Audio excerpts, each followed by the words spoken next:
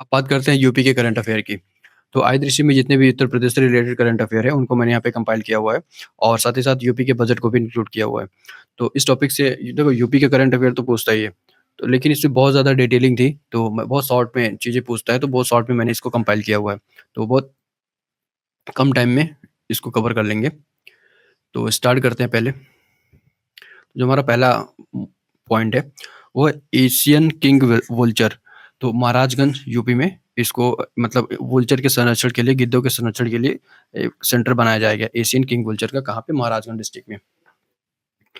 और इसके बाद है यूपी पब्लिक एग्जामिनेशन ऑर्डिनेंस, मतलब उत्तर प्रदेश लोक सेवा आयोग ने एक अध्यादेश जारी किया है, जिसमें से अगर कोई भी एग्जाम्स को लीक करता है तो उसके लिए कुछ प्रावधान है। तो जैसे 2 साल सजा के प्रावधान है और 1 करोड़ तक का जुर्माना। और ये ऑफेंस होगा, ये कॉग्निजेबल होगा और नॉन बेलेबल होगा, ठीक? यानी कॉग्निजेबल का मतलब पुलिस बिना वारंट के अरेस्ट कर सकती है, इस तरीके से। अब सीएम अप्रेंटिस स्कीम, ये क्या है? ये जो भी स्नातक हैं उनकी स्किल डेवलपमेंट के लिए 1000 रुपए उनको मंथली दिया जाएगा। बस इतना पता होना चाहिए कि 1000 रुपए मंथली दिया जाना है। अब देखो, G20 की कल्चरल मीटिंग कहाँ हुई थी? बनारस में हुई थी। लास्ट ईयर का काफ़ी ज़्यादा करंट में था बनारस में, और इसकी जो थीम थी वो था वैश्विक, मतलब वैश्विक कल्चर का निर्माण एक तरीके से। और यहाँ पे काशी संस्कृत पथ, ठीक? काशी कल्चर पथ को लॉन्च किया गया था, ठीक? तो देखो कुछ सॉफ्टवेयर टेक्नोलॉजी पार्क बनाए जाने की बात हो रही है। तो कहाँ पे बनाया जाना है? आगरा, बरेली, गोरखपुर और बनारस में। इन 4 डिस्ट्रिक्ट में नए सॉफ्टवेयर पार्क बनाए जाने की बात हो रही है। आगरा, बरेली, गोरखपुर और बनारस। तो म्यूजियम ऑफ द टेम्पल्स, ये टाटा ग्रुप के सहयोग से बनाया जाना है। टाटा ग्रुप कहाँ पे? 650 करोड़ की लागत से अयोध्या में। स्पिरिचुअल सर्किट डेवलपमेंट, ठीक? ये भी कहाँ पे? अयोध्या में डेवलप किया जाना है। मतलब जितने भी आप अयोध्या से स्टार्ट करके जितने भी प्लेसेस हैं, रिलीजियस प्लेसेस हैं, उनको कनेक्ट किया जाना है, ठीक? तो इसमें क्या-क्या आएगा? चित्रकूट भी आएगा, प्रयागराज, बनारस और अयोध्या, मथुरा, इन सारे के सारे प्लेसेस को कनेक्ट किया जाना है, सर्किट बनाया जाएगा। अब डॉल्फिन सेंटर कहाँ पे है? मतलब चंबल अभ्यारण्य डॉल्फिन सेंटर बनाया जाएगा। तो ये डॉल्फिन के संरक्षण के लिए, खासकर जो गंगा के डॉल्फिन है, उनके संरक्षण के लिए बनाया जाना है। तो अब उत्तर प्रदेश के बारे में बात जो है वो जीएसटी के बारे में। तो Uttar Pradesh GST return filing में तमिलनाडु और महाराष्ट्र से आगे निकल गया है, ठीक?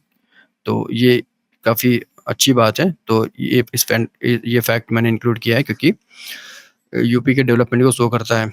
अब आईआईटी कानपुर ने एक आत्मघाती ड्रोन डेवलप किया।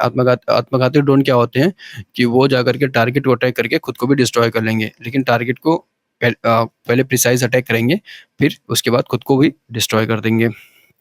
तो किसने डेवलप किया है? आईआईटी कानपुर ने।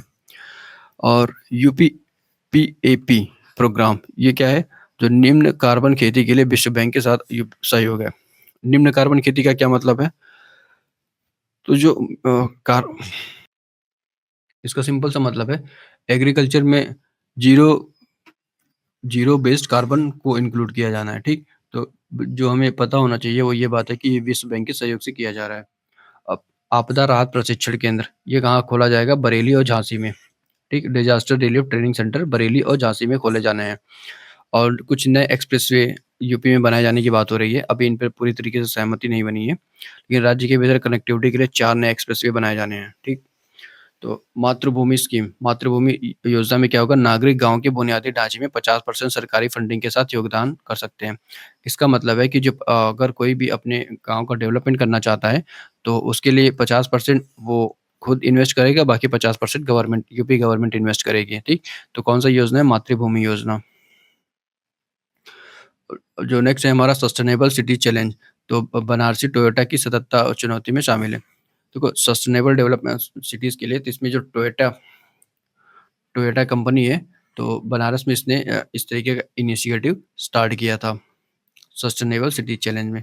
अब सैनिक स्कूल कहाँ पे बनाया जाना है? आगरा, अलीगढ़ और प्रयागराज में। जैसे पब्लिक प्राइवेट पार्टनरशिप के बेसिस पे सैनिक स्कूल बनाए जाने हैं आगरा, अलीगढ़ और प्रयागराज में।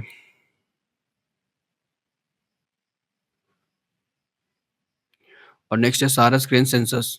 तो सारा स्क्रीन का एक तरीके से पॉपुलेशन सेंसस प्रिपेयर किया गया है, तो देखा गया है कि यूपी में 19,918 सारस हैं, ठीक? और इसमें सबसे ज़्यादा सारस की संख्या है, तो वो एटा में, एटा ज़िले में। अब नंद बाबा मिशन में क्या होगा कि नंदिनी कृषक समृद्धि 50% सब्सिडी, जिससे उपयोजनाओं के साथ डेयरी सहकारी समितियों को बढ़ावा देना है। मतलब जो कोऑपरेटिव फार्मिंग है मिल्क के फील्ड में, उनको बढ़ावा देने के लिए गवर्नमेंट 50% सब्सिडी देगी। नंद कृषक सब्सिडी एक तरीके से लॉन्च किया गया नंद बाबा मिशन के अंतर्गत। नेक्स्ट है हमारा मुख्यमंत्री गौ संवर्धन योजना। तो इसमें क्या होगा, स्थानीय नस्लें खरीदने के लिए गाय पालकों को 80,000 रुपए की सब्सिडी दी जाएगी। मतलब एक कंडीशन है कि जो गाय होनी चाहिए वो देशी नस्ल की होनी चाहिए, ये नहीं कि कोई भी गाय। तो 80,000 तक की गवर्नमेंट सब्सिडी देगी। ट्रांसमिशन लाइन एडिशन, तो यूपी में फाइनेंशियल ईयर 2024 में 1460 नए ट्रांसमिशन लाइन का मतलब स्टार्ट किया गया। और मैरून बैरेट परेड ये कहाँ पे आयोजित किया गया था, ये इंडियन एयरफोर्स का परेड है, ठीक? तो ये चांदी नगर में आयोजित किया गया था, बागपत डिस्ट्रिक्ट में। चांदी नगर में बागपत डिस्ट्रिक्ट में मैरून बैरेट परेड। तो देखो बेसी बैरेट बेसी बागपत, तो ऐसे याद भी हो जाएगा। और heritage park and rail coach restaurant, तो ये हेरिटेज पार्क और रेल कोच रेस्टोरेंट कहाँ पे बनाया जाना है, आगरा में खोला जाना है, ठीक? SSH lab in the Prayagraj, तो सेंट्रल सर्विलांस हॉस्पिटल इसको बोलते हैं। तो जो डेंगू से निपटने के लिए बनाया जाता है, तो प्रयागराज के तेज बहादुर सप्रू हॉस्पिटल में इसको खोला जाना है, ठीक? शक्ति दीदी कैंपेन, तो ये मिशन शक्ति के अंतर्गत जो महिलाओं की सुरक्षा के लिए एक नया कैंपेन लॉन्च किया गया है। तो मिशन शक्ति के अंतर्गत इसको लॉन्च किया गया है, महिलाओं के खिलाफ अपराधों को कम करने के लिए शुरू किया गया है। आभा अचीवमेंट, आभा क्या है, आयुष्मान भारत हेल्थ, ठीक? तो आयुष्मान भारत जो हेल्थ कार्ड है उसमें यूपी नंबर 1 पे है। तो उसने 100 मतलब 10 करोड़ से ज़्यादा आयुष्मान कार्ड्स बनाए हुए हैं यूपी ने। कैनाइन रिसर्च सेंटर, यानी कि जो जानवरों जैसे कुत्तों के रिसर्च सेंटर बनाया जाना है, वो बरेली में खोला जाना है। कैना कुत्ता अनुसंधान केंद्र बरेली में। साइबर पुलिस एक्सपेंशन, यूपी के 18 जिलों में साइबर पुलिस अभी मौजूद है, लेकिन जो बाकी के 57 जिले हैं, 57 अतिरिक्त जिले हैं, उनमें भी साइबर पुलिस स्टेशन खोले जाने की बात चल रही है। समर्थ कैंपेन, समर्थ कैंपेन के अंतर्गत 50,000 ग्राम पंचायतों में डिजिटल लेन-देन को बढ़ावा दिया जाएगा समर्थ कैंपेन के अंतर्गत, यानी कि जो ग्राम पंचायत होगा उनको डिजिटल लेन-देन में समर्थ बनाया जाएगा। ISARC मीटिंग, ठीक? तो ये जो इंटरनेशनल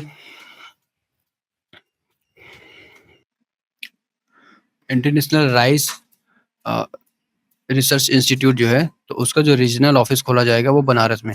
तो इंटरनेशनल राइस रिसर्च इंस्टीट्यूट मतलब जो चावल अनुसंधान केंद्र है वो है फिलीपींस में। तो इसका जो फुल फॉर्म है ये है इंटरनेशनल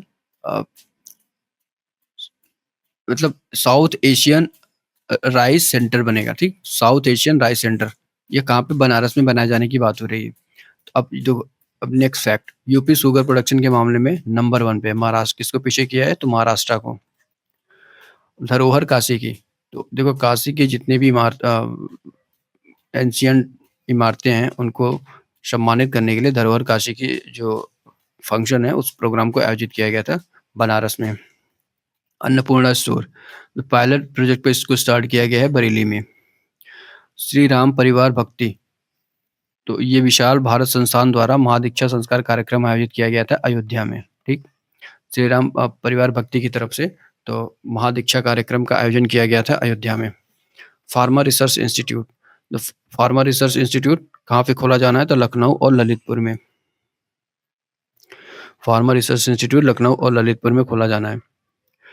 तहसील लेवल फायर स्टेशन, अभी बात चल रही है कि यूपी में जितने भी ब्लॉक लेवल पे या फिर तहसील के लेवल पे, मतलब ब्लॉक लेवल पे नहीं, तहसील के लेवल पे फायर स्टेशन को बनाने की बात चल रही है। फर्स्ट नाइट सफारी, जो पहला नाइट सफारी है लखनऊ के कुकरेल में, जो फॉरेस्ट डिवीजन है कुकरेल फॉरेस्ट डिवीजन लखनऊ के, वहाँ पे स्टार्ट किया जाएगा। अब MYUVA स्कीम, तो ये क्या है, जो ये एंटरप्रेन्योरशिप के लिए है। तो जो भी यंग एंटरप्रेन्योर है उनको 5 लाख तक का इंटरेस्ट फ्री लोन दिया जाएगा।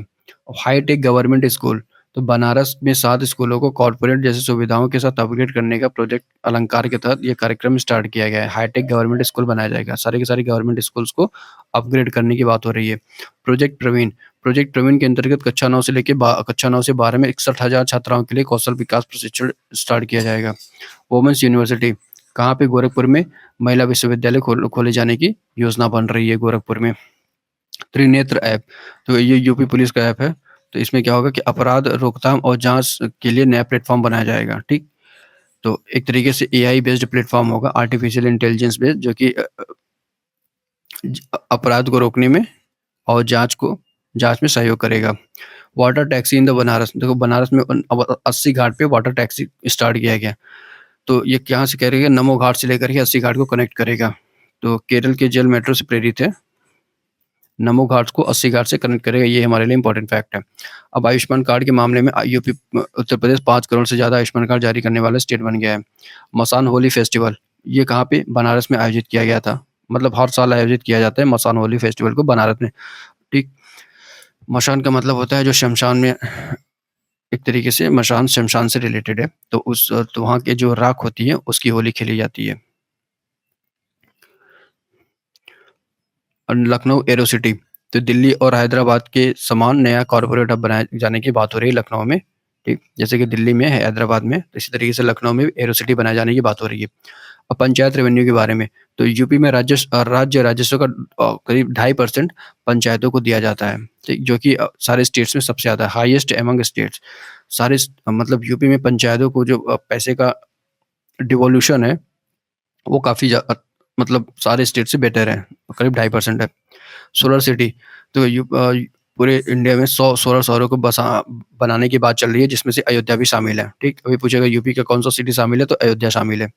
स्केलेटर एंड लोकायुक्त बिल, देखो लिफ्ट पंजीकरण और लोकायुक्त, लिफ्ट स्केलेटर बिल में क्या होगा ना कि जैसे कि कोई भी लिफ्ट वगैरह अगर लगवाता है तो उसको क्या होगा कि लोकल अथॉरिटी को इन्फॉर्म करना पड़ेगा, और उसकी कंडीशन बना गई है कि बाहर लगवाते हैं तो किसकी क्या कंडीशन होनी चाहिए, अगर घर के अंदर है तो उसकी क्या कंडीशन होगी। तो मतलब कुल मिलाकर के उनमें डिवीजन कर दिया गया है।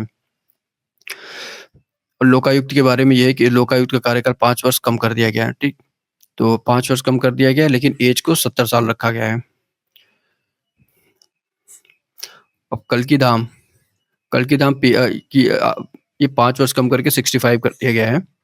पहले 70 साल, मतलब 5 वर्ष कम करने का मतलब पहले 8 वर्ष होता था, उसको भी 5 वर्ष कर दिया गया है अब। और बाकी जो 70 साल एज है वो तो 70 साल है ही।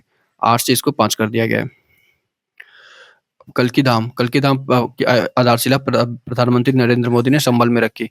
UP global investor 4.0, UP global investor summit का आयोजन कहाँ हुआ था, लखनऊ में, ये पता होना चाहिए बस। और 14,000 परियोजनाओं पे बात हुई है और 10 लाख करोड़ इन्वेस्ट करने की बात चल रही है। आलगढ़ सैनिक स्कूल वृंदावन में खोला जाएगा। मतलब देखो, सैनिक स्कूल गोरखपुर में, आगरा में इस तरीके से खोला गया था, लेकिन गर्ल्स सैनिक स्कूल कहाँ पे, वृंदावन मथुरा में खोला जाएगा। राहतवाड़ी पोर्टल, ये आप डिजास्टर, एक तरीके से डिजास्टर की फील्ड में काम करेगा, जो कि कोई भी नेचुरल डिजास्टर होगा तो उसके लिए संकेत दे देगा। तो कहाँ पे होगा, लखनऊ में इस सेंटर को बनाया जाएगा, ठीक है। चेतावनी केंद्र है, आपदा चेतावनी केंद्र है। अभी ड्राइविंग से रिलेटेड कुछ चेंजेस किए गए रूल्स में, ड्राइविंग करने से रिलेटेड कुछ रूल्स में चेंजेस किए गए, जिसमें से अगर कोई माइनर गाड़ी चलाते हुए पकड़ा गया, फिर कोई एक्सीडेंट करता है, तो उसके पेरेंट्स पे 25,000 तक का जुर्माना लगाया जाएगा। पेरेंट्स को 3 साल तक की जेल भी हो सकती है, ठीक। तो 25,000 और 3 साल, ये 2 बातें पता होना चाहिए। टॉप 3 एमएसएमई स्टेट्स में यूपी नंबर 1 पे है। यूपी में एमएसएमई में 9% शेयर है, और टॉप 3 में कौन से हैं, बाकी महाराष्ट्र है और तमिलनाडु है। पॉवर्टी रिडक्शन, देखो करीब 6 करोड़ लोगों को 9 वर्षों में गरीबी से बाहर किया है उत्तर प्रदेश ने, ठीक। और जिस तरीके से गरीबी की जो रेट है 17.4% से घट गई है। किसने लॉन्च किया था ये रिपोर्ट, नीति आयोग ने लॉन्च किया था। तो एक्स आयुक्त था, ये क्या है, एक एक्सरसाइज किया गया इंडिया और थाईलैंड के बीच, ठीक। तो जो कि रिप्रेजेंट करता है इंडिया का जो सिटी थाईलैंड का जो सिटी है अयुत्थाया और अयोध्या। इन दोनों के बीच के जो कल्चरल सिमिलरिटीज हैं उनको एक सेलिब्रेट करने के लिए एक्सरसाइज अयोध्या को किया गया है भारतीय नौसेना और थाईलैंड की नौसेना के बीच। भीष्म क्यूब, तो ये एक मोबाइल हॉस्पिटल है। मोबाइल हॉस्पिटल का मतलब है कि एक तरीके का छोटा सा सेंटर होगा वैन में, और उसमें सारी के सारे हॉस्पिटल से रिलेटेड जितने भी इमरजेंसी किट्स वगैरह होंगे उपलब्ध होंगे। तो इसकी कहाँ पे इसको स्टार्ट किया गया है, तो अयोध्या में। जीएसबीएम सुपर स्पेशलिटी सेंटर, ये कानपुर ब्लॉक उत्तरी भारत में मतलब इसको बनाया जाएगा कानपुर में। तो मेडिकल डिवाइसेस पार्क, ये ग्रेटर नोएडा में बनाया जाना है। ठीक, medical device park greater Noida में कैंसर की देखभाल के लिए। फर्स्ट एआईसीटी, देखो यूपी का पहला एआईसीटी लखनऊ में बनाया जाएगा 40 एकड़ में। पहला एआईसीटी लखनऊ में बनाया जाएगा, ये हमें पता होना चाहिए बस। अमृत भारत एक्सप्रेस, ये देखो पीएम ने अयोध्या से 2 ट्रेनों का उद्घाटन किया अमृत भारत एक्सप्रेस में। कहाँ से उद्घाटन किया था, तो अयोध्या से, बनारस से नहीं। उज्ज्वला माइलस्टोन, इसमें 10 करोड़ उज्ज्वला स्कीम के अंतर्गत 10 करोड़ से ज़्यादा जो लाभार्थी हैं वो उत्तर प्रदेश से हैं। राम वन गमन पथ, तो इसकी लंबाई कितनी है, 210 किलोमीटर, अयोध्या और चित्रकूट को जोड़ता है। 210 किलोमीटर इसकी लंबाई है और अयोध्या और चित्रकूट को जोड़ता है। अब नेक्स्ट बात है बुंदेलखंड इंडस्ट्रियल सेंटर, ये झांसी में नया शहर बनाया जाना है जो कि इंडस्ट्रियल पार्क के तौर पे काम करेगा। और यूपी में 5 नए एयरपोर्ट को बनाए जाने की बात हो रही है। मतलब कहाँ पे, लखनऊ, बनारस, कुशीनगर, नोएडा और अयोध्या में 5 मतलब एयरपोर्ट नए नहीं, जो एयरपोर्ट को अपग्रेड करने की बात हो रही है। तो अभी जो भी एयरपोर्ट्स हैं इनको इंटरनेशनल एयरपोर्ट्स में अपग्रेड किया जाएगा। लखनऊ का एयरपोर्ट, बनारस का जो है लाल बहादुर शास्त्री, लखनऊ का, कुशीनगर का, नोएडा का और अयोध्या का एयरपोर्ट। WEF पवेलियन, तो वर्ल्ड इकोनॉमिक फोरम में जो उत्तर प्रदेश का one district one product scheme है उसको प्रदर्शित किया गया था। ठीक, कहाँ पे, वर्ल्ड इकोनॉमिक फोरम में, विश्व मतलब वैश्विक आर्थिक मंच पे दावोस में जो आयोजित किया जाता है, ये उत्तर प्रदेश का एक जिला एक उत्पाद को प्रदर्शित किया गया था।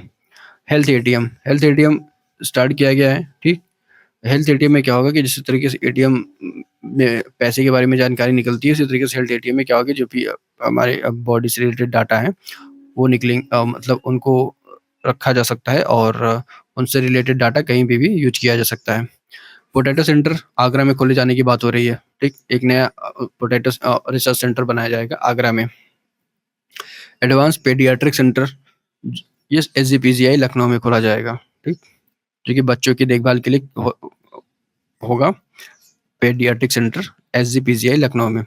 स्वर्ववेद महामंदिर, ये बनारस में है, ये लास्ट ईयर भी करंट अफेयर में था। स्वर्ववेद महामंदिर बनारस में। तो Leeds achievers state, Uttar Pradesh landlocked state में काफ़ी अच्छा परफॉर्म किया है। लीड्स अचीवर की कैटेगरी में आ गया है उत्तर प्रदेश। लीड्स जो प्रोग्राम है गवर्नमेंट ऑफ इंडिया का, उसमें उत्तर यूपी का काफ़ी अच्छा परफॉर्मेंस रहा है। काशी तमिल संगम, ये 2nd एडिशन है, बनारस में इसको ऑर्गेनाइज किया जाता है काशी तमिल संगम को। तो जो यहाँ के कल्चरल तमिलनाडु के और जो नॉर्थ इंडिया के कल्चर है उन दोनों को रिप्रेजेंट किया जाता है। दीनदयाल फेयर, पंडित दीनदयाल फेयर कहाँ पे, मथुरा में, जहाँ पे इनकी जन्म हुआ था, मथुरा में आयोजित किया गया। श्री अन्न महोत्सव, चंदौली में सीएम योगी द्वारा अनाजों के प्रचार अभियान की शुरुआत की गई। कहाँ से स्टार्ट किया गया, चंदौली से, ये पता होना चाहिए। श्री अन्न महोत्सव मतलब अन्न महोत्सव, ये जो मोटे अनाज हैं उनके लिए है, जैसे जौ, बाजरा, इस तरीके के जो अनाज है मोटे अनाजों के लिए है। चंदौली में स्टार्ट किया गया था, ये बात पता होनी चाहिए। नेशनल एजिंग सेंटर, ये BHU में नेशनल एजिंग सेंटर खोला जाना है। इसके पहले जो 2 एजिंग सेंटर खोले गए थे, एक दिल्ली में, एम्स दिल्ली में, दूसरा मद्रास में, एम्स मद्रास, एम्स दिल्ली में, और अभी BHU में भी खोले जाने की बात हो रही है। नेवल वेल्लोर म्यूजियम, ये लखनऊ में भारत का पहला नौसैनिक म्यूजियम खोला जाएगा। लखनऊ में भारत का पहला नौसैनिक म्यूजियम, नेवल वेल्लोर म्यूजियम। अब इतनी तो यूपी के फैक्ट्स थे, तो सारे के सारे फैक्ट्स कवर हो गए। अब यूपी के बजट के बारे में बात करते हैं। तो यूपी के बजट का साइज कितना था, 7,36,000 करोड़। ठीक, ये कभी कभी डायरेक्ट उठा करके पूछ लेता है, तो अगर 2 से 3 अंक पता हो तो काफ़ी सही रहता है। 7,36,000 करोड़ था, तो जो कि यूपी के इतिहास का सबसे बड़ा बजट है। और कुछ नई स्कीम्स जो लॉन्च किए गए, वो 24,863 करोड़ रुपए की नई स्कीम्स लॉन्च किए गए। और टोटल रिसीट्स हैं, यानी कि कुल प्राप्तियाँ कितनी हैं, 7,21,000 करोड़। और रेवेन्यू रिसीट्स कितने हैं, राजस्व की प्राप्तियाँ करीब 6 लाख करोड़। इसी तरीके से पूंजीगत प्राप्तियाँ हैं करीब 1,11,000 या फिर 1,14,000 करोड़।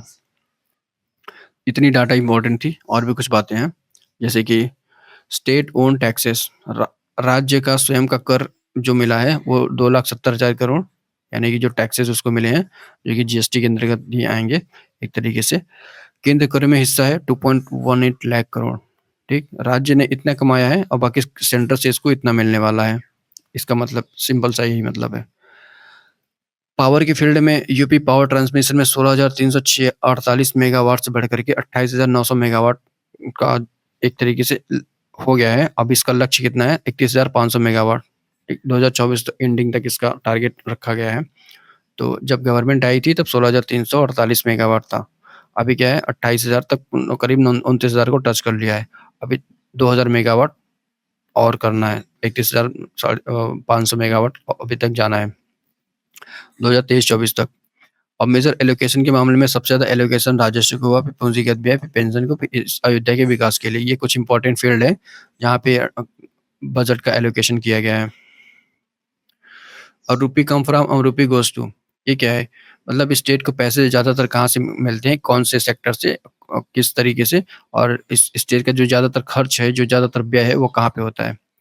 तो राज्य कर राजस्व में 37% है। स्टेट का जो अपने टैक्सेस लगाते हैं, जो हमने देखा अभी 2,80,000 करोड़ के करीब था।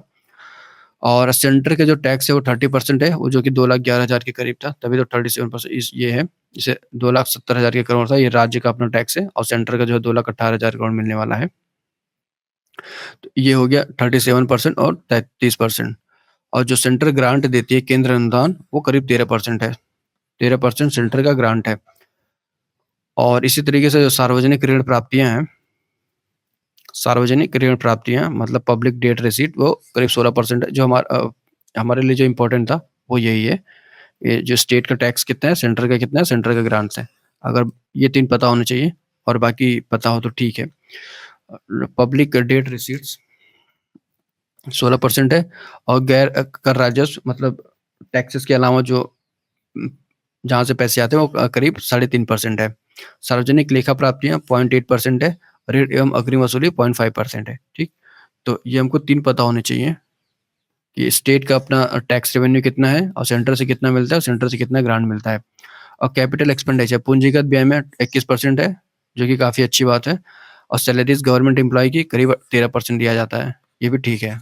किसी किसी स्टेट में तो ये पोर्शन ज़्यादा होता है, तो एक तरीके का ये जो है इसका कोई आउटपुट नहीं निकलता। तो अदर एक्सपेंडिचर में करीब से उतना ही है जितना कि सैलरी एम्प्लॉयज़ को सैलरी दी जाती है, करीब 13%। पेंशन कितना है, 18%, जो कि ये भी काफ़ी ज़्यादा है। 12 और 11 मिलकर के, मतलब सैलरी देने में और पेंशन देने में ही ज़्यादातर पैसा खर्च हो जाता है यूपी में। यही वजह है कि यूपी में इतनी ज़्यादा स्कीम्स का बेनिफिट मिल नहीं पाता लोगों को, और इतनी ज़्यादा नौकरियाँ अवेलेबल नहीं है। और सैलरीज सहायता प्राप्त संस्थान कर्मचारी वेतन, ये भी 11.7% है। ग्रांट 9% ग्रांट भी देता है। और इंटरेस्ट पेमेंट में करीब 7.5% चला जाता है। तो इसमें जो हमारे लिए इम्पोर्टेंट बातें हैं वो है पूंजीगत व्यय कितना है, और इसका जो एक तरीके से रेवेन्यू व्यय कितना है, करीब 12.8%। और बाकी अन्य पता होना चाहिए, ये 3 इम्पोर्टेंट है। और लोकल बॉडीज को कितना दिया जाता है, करीब 3.9%, ये इम्पोर्टेंट फैक्ट है। ठीक,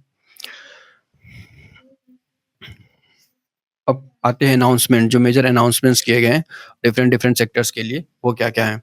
तो फार्मर्स के लिए जो किया गया है, तो करीब 241.7 लाख हेक्टेयर माना गया है कि इतनी भूमि पर, भूखंड पर खेती की जाती है।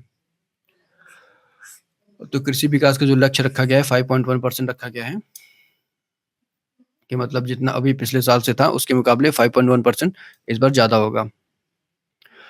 वाटर फॉर द फार्मर, किसानों के लिए मुफ्त पानी के लिए 1100 करोड़ रुपए दिया गया है। और डार्क जोन में निजी ट्यूबवेल कनेक्शंस पर प्रतिबंध लगाया जाएगा, मतलब जो लोग ट्यूबवेल से पानी को एक्सट्रैक्ट करते हैं इरिगेशन पर्पज से, तो उससे क्या होता है, पानी का बहुत ज़्यादा नुकसान होता है। और कौन से पानी, वो भी पीने वाले पानी का।